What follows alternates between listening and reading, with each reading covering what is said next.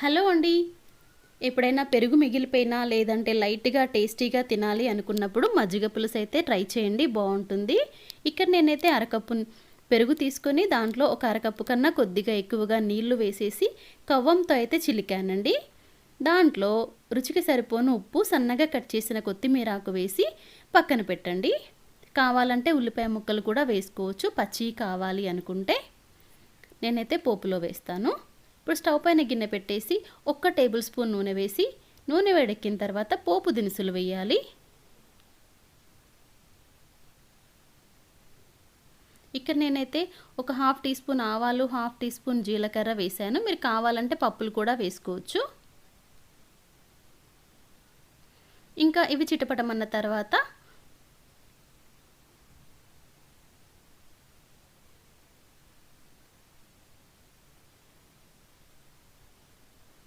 ఉల్లిపాయ, పచ్చిమిర్చి ముక్కలు కూడా వేయొచ్చు. మీ దగ్గర ఉంటే అల్లం ముక్కలు కూడా వేయండి మీకు ఇష్టమైతే. ఉల్లిపాయ ముక్కలు పోపులో వద్దు అనుకునే వాళ్ళు పచ్చివి కూడా వేసుకుంటారు, అది మీ ఇష్టం అండి.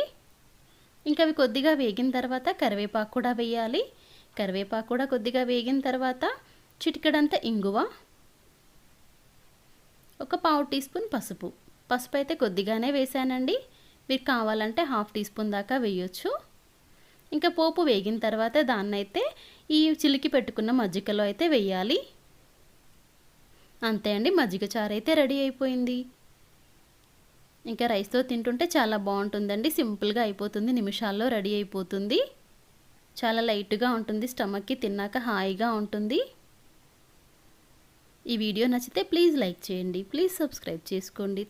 Thanks for watching.